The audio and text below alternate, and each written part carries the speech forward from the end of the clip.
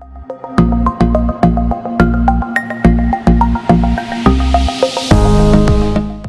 everybody, this is Peter Tusick, Brand Ambassador of Blindness Products for Humanware, coming at you with the first snapshot tutorial video on the new Brailliant BI X series. And today we're going to be talking about the BI 40, the new BI 40X Braille display.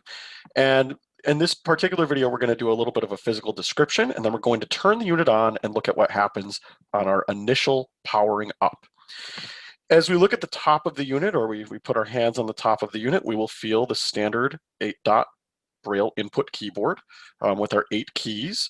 And we will also feel that to the left and right of that Braille input keyboard, we have a speaker on each side. So the stereo speakers are located on the top of the unit, toward the back, to the left and right of the Braille input keyboard.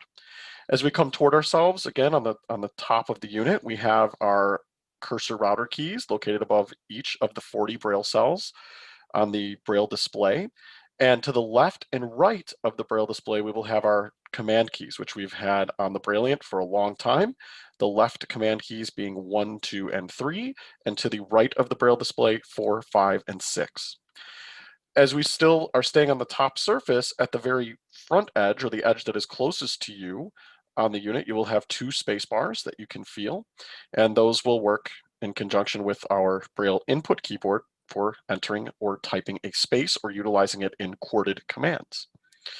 If we move to the front edge of the unit, so the edge that is facing you, we're going to have our thumb keys, Humanware's signature thumb keys. From left to right, we will have the previous thumb key all the way to the left or panning Braille to the left thumb key. Then we have the home button located in the middle. This key will bring us back to the main menu at any point in time. Remember, we are using Keysoft Lite, so we can always return to that main menu by tapping that home button when our unit is on. And then as we move to the right again, along that front edge, we have the right or pan Braille to the right key, thumb key there. And then we have the next thumb key located all the way to the right.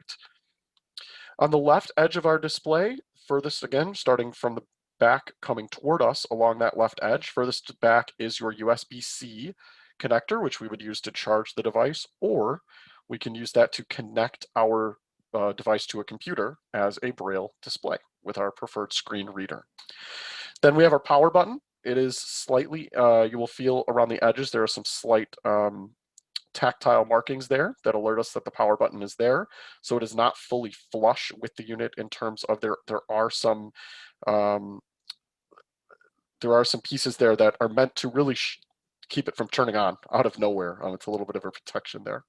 As we look at the other port on this side of the unit, so again along that left edge closest to us with the unit flat on a tabletop, we have the USB port, or where we would insert a USB drive.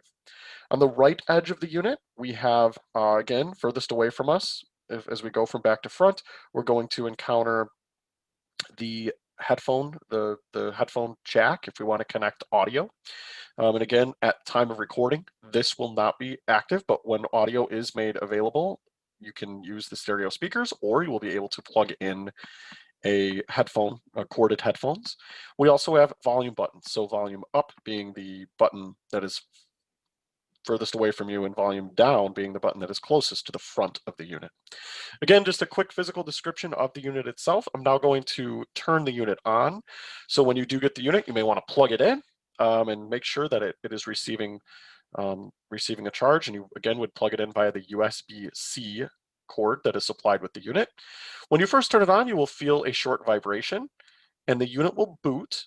And what happens is when the unit comes on, we are going to be asked what language we would like to set the unit up in. Now, this menu by default, you will see if you use your next thumb key, the Braille will say close, meaning you can close out of that menu.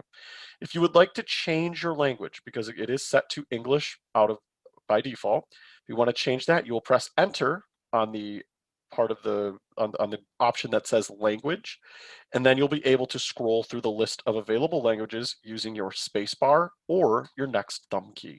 Again, when you find the language you would like, press enter and you will be good to go. If you should need to change this, you can always change your language in your options menu, and we'll be covering that in future videos. The options menu can be reached by pressing O with space, and once we are in the options menu, we would be able to then go in and change our language setting right there in the options menu. Again, the very first snapshot tutorial video on the Brailliant BI X series, looking at the Brailliant BI 40. Thank you, everybody. I'll be back soon.